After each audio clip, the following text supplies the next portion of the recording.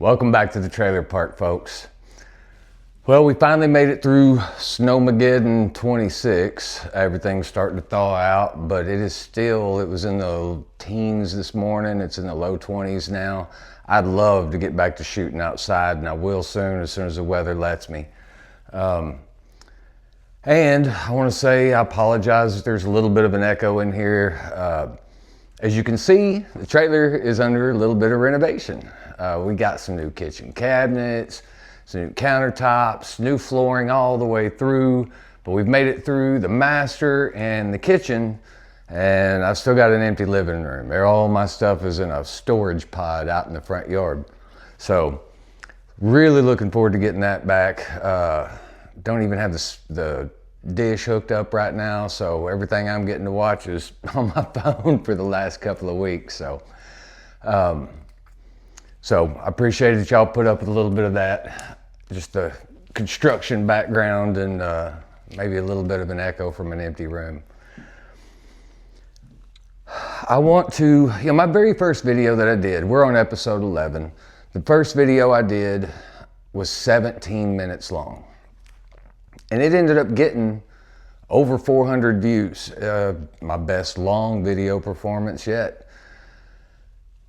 And I saw that and I thought, well, maybe I'm doing something good here.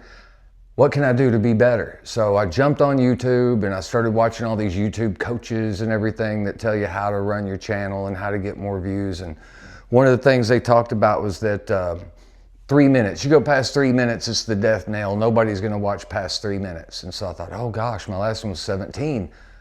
I gotta start cutting them down.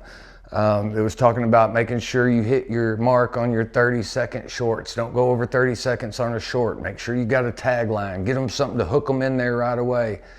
And I caught myself almost script writing for the long with the thought of already chopping it up into shorts. And the punchlines and the hooks, I just don't like it. I don't like it. I'm tired of worrying about time limits. I'm tired of worrying about having a hook. I'm tired of hitting a 30-second post. I liked it what it was at the beginning. I felt like I was having to leave stuff out, that maybe there were some talking points on some of these stocks that I wanted to talk about, but I was so worried about the time limit that I was leaving stuff out, and I just don't want to do that anymore. I'm a long format guy. I listen to Rogan for 3 hours. For like Jeremy Lefebvre and Joseph Carlson, it's nothing for those guys to put out a 45-minute video, an hour-long video. And you know what? I watch them front to back because I'm interested in what they've got to say and I appreciate their insight. So I'm not going to worry about time limits anymore. I'm not going to try to leave stuff out that I'd really like to talk about.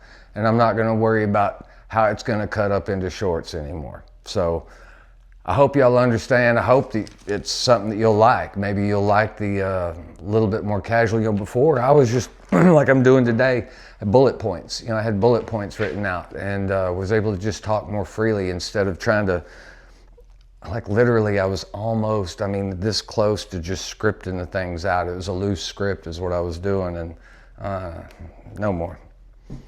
So, that being said, let's move on. We're going to start, take a look at the old portfolio and the gravel road gains. And guys,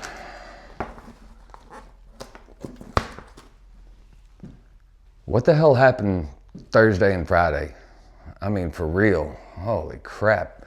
You wouldn't think that just a new Fed chair being announced would cause things. I knew it was going to shake. Everybody had already said it was going to shake up, but doggone, man.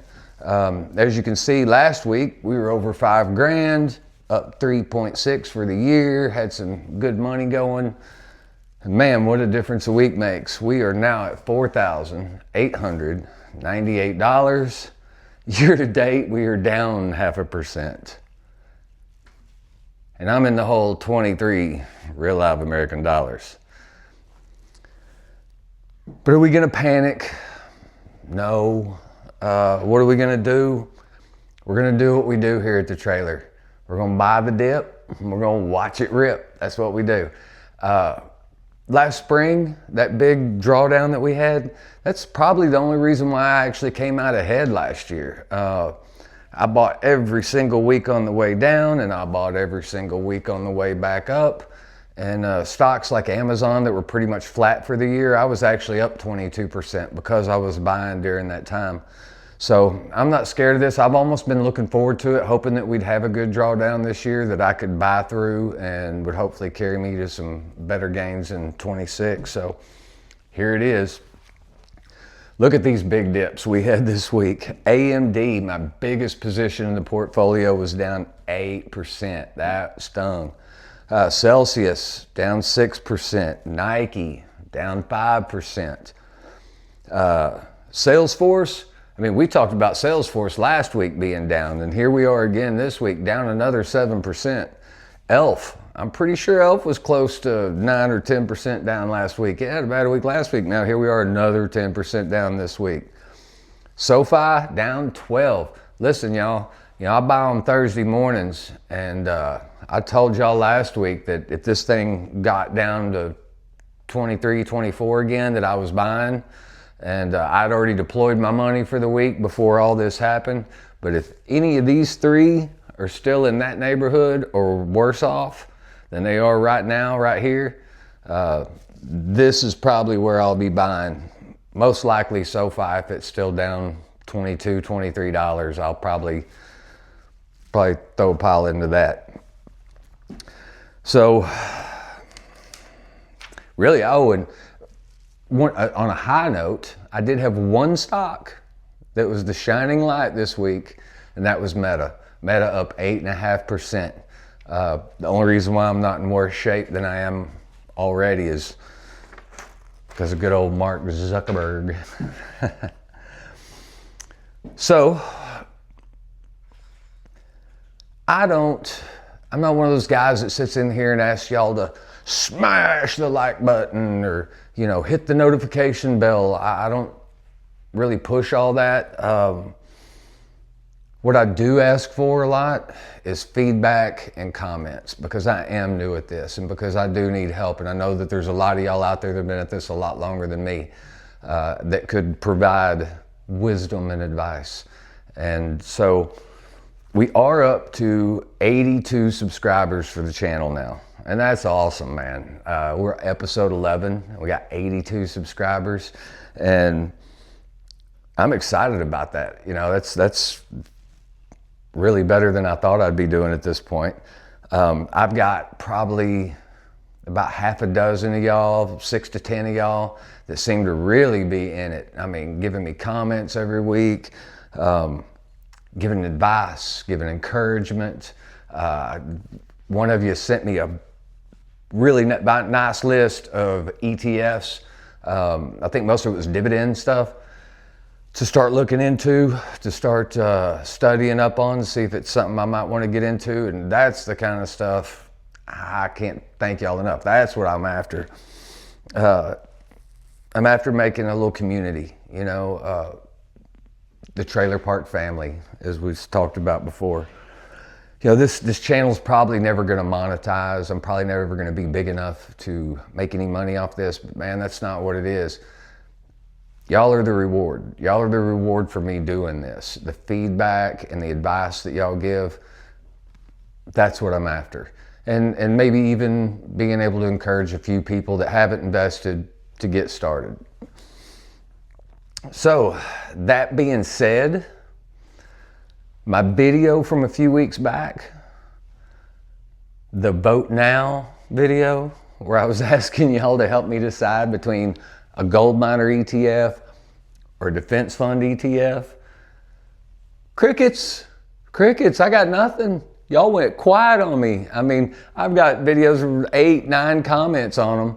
This one, I'm like going, hey guys, I need your help. I got nothing.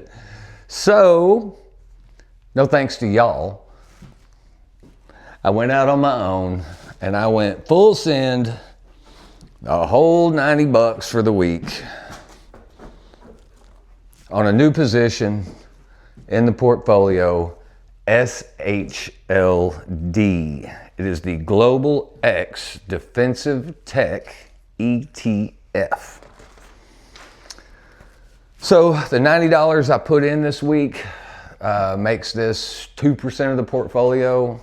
So I'm gonna have to get after it, getting that built up to where it can be a meaningful position for me. I looked at several others. In fact, let's see. One of the other ones I looked at was PPD. It's got a higher, what do you call it? The fee that you pay. It's more expensive. So this was the fun one. DEFN. Y'all, the gambler in me wanted to take a run at this. This thing is a 3x leverage on defense.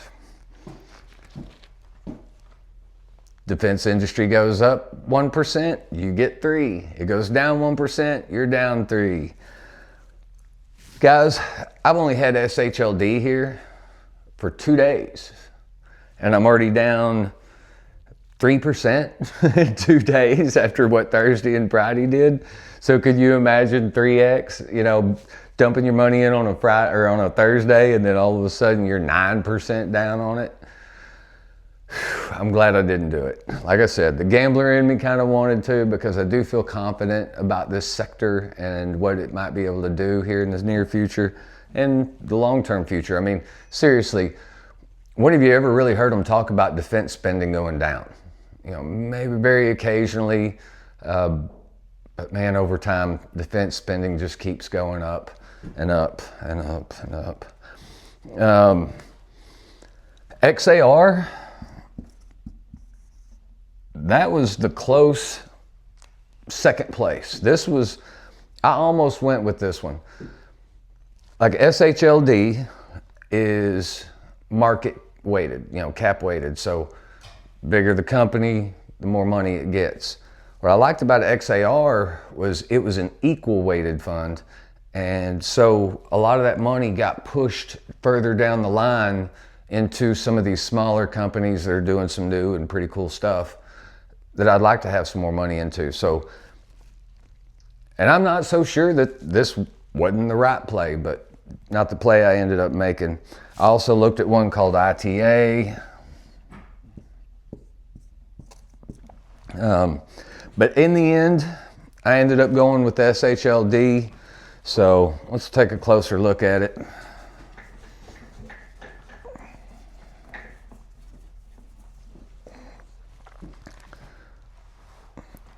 The top 10 positions in SHLD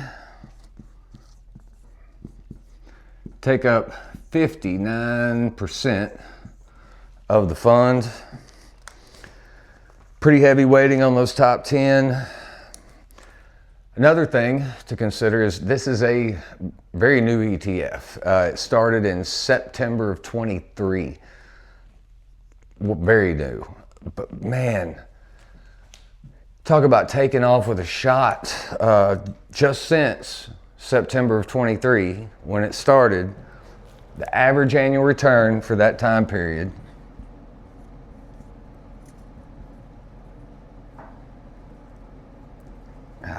good grief.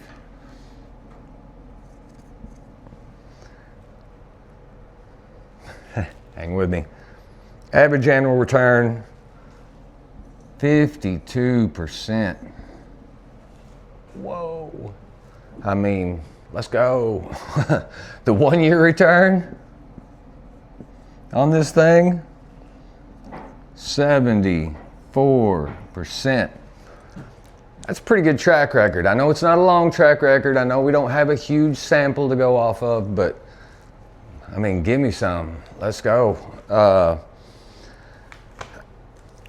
The one thing about this too is it's got some of these other ones that we looked at earlier that I just kind of popped through real quick. They had companies that weren't even really defense specific. They'd have stuff that was just aeronautics maybe, but not really anything to do with the defense industry. And I was really wanting something that was focused on defense, which SHLD very much is. It was probably the most pure defense play out of all of those. Like I said, XAR, close second. I really think that's a good one too. And the thing is, where it's priced at right now, we got a 43 PE ratio, and that's pretty high. The 52-week high on this thing's like $78, and that's not too far above where I ended up buying this thing. So I hope I'm not late. I'm hoping this 43 means that there's still a lot of growth expected and not, oops, you're late to the party. But I don't think so. Like I said, every president, I mean, Trump's just announced that he's going to be doing a lot of spending. This golden dome over Greenland ain't going to be cheap. And a lot of the companies here are going to be involved in building out this stuff. It's got a lot of the big dogs in it, the traditional companies. It's got, Lockheed Martin. It's got Raytheon. It's got Northrop Grumman, NOC. But it's also got some tech companies that are doing defense stuff. Palantir is in there, L3 Harris. Stuff, they're doing some really cool stuff with tech. And it's got some international flavor to it. Rheinmetall is part of it. BAE, Saab are all in the top mix of what this ETF is invested in. So it's kind of exciting. It's got some companies. Once again, Palantir, I don't know. I think Palantir's a great company, but man, you just want to talk about evaluations and being late to the party. Yeah, probably there on this one, but that's all right. They got a lot of other good stuff, and who knows? Maybe Palantir just keeps running. What do I know? So that's pretty much the rundown on Shield. Hoping we'll have some good fortune with it. I'm going to keep adding to it as we go along. All these ETFs that I've been grabbing lately, these sectoral ETFs, I'm going to build them up and try to get them to where they're more significant positions in the portfolio. But it might not be next week. Not if these guys stay looking like this. We may have to forego a week of ETF buying and do some dip buying. Anyway, I really hope that we get to go outside next week. And when we do, we'll see you there here at the Trailer Park.